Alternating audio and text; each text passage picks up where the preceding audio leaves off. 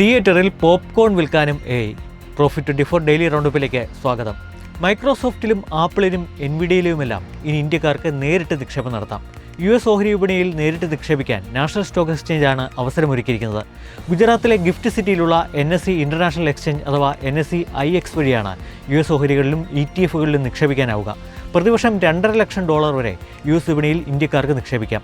6 മാസത്തിനകം ലോകത്തെ 30-ലധികം എക്സ്ചേഞ്ചുകളിൽ നിക്ഷേപിക്കാനും ഇന്ത്യക്കാർക്ക് സൗകര്യമൊരുക്കുമെന്ന് NSE CEO V ബാലസുബ്രഹ്മണ്യം പറഞ്ഞു.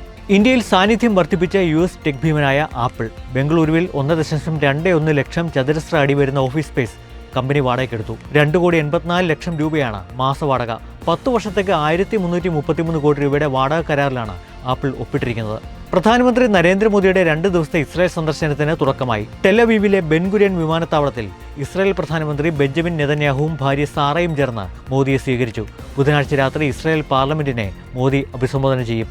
പ്രതിരോധം, ടെക്നോളജി, ഇന്നൊവേഷൻ, കൃഷി, സൈബർ സെക്യൂരിറ്റി, ബഹിരാകാശ ഗവേഷണം എന്നീ മേഖലകളിൽ ഇന്ത്യ ഇസ്രായേൽ സഹകരണം ശക്തമാക്കാനുള്ള ചർച്ചകൾ നടക്കും. ഇറാൻ US സംഘർഷം യുദ്ധത്തിനരികെ നിൽക്കെയുള്ള മോദിയുടെ സന്ദർശനത്തിന് തന്ത്രപരമായ പ്രാധാന്യവുമുണ്ട്. പോപ്കോൺ വിൽപ്പനയിലേക്കും AI കൊണ്ടുവന്ന മൾട്ടിപ്ലക്സ് ശൃംഖലയായ PVR INOX.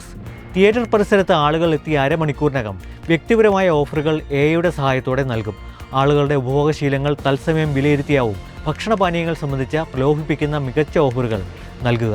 ഓഹരി വിപണിയിലേക്ക് വന്നാൽ IT ഓഹരികൾക്ക് പിന്നാലെ സോളാർ ഓഹരികൾക്കും US-ൽ നിന്ന് തിരിച്ചടി. ഇന്ത്യയിൽ നിർമ്മിച്ച സോളാർ പാനലുകൾക്കും സെല്ലുകൾക്കും 126% താരിഫ് ചുമത്തിയതാണ് സോളാർ ഓഹരികളെ ബാധിച്ചിരിക്കുന്നത്. വാറി എനർജീസ് 10.42%, പ്രീമിയർ എനർജീസ് 6.13% വീണു. വിക്രം സോളാർ 5.5% ഇടിഞ്ഞു. ഇന്ത്യ വമ്പൻ സബ്സിഡിയാണ് സോളാർ മേഖലയ്ക്ക് നൽകുന്നതെന്ന് ആരോപിച്ചാണ് ഉയർന്ന താരിഫ് US ചുമത്തിയിരിക്കുന്നത്.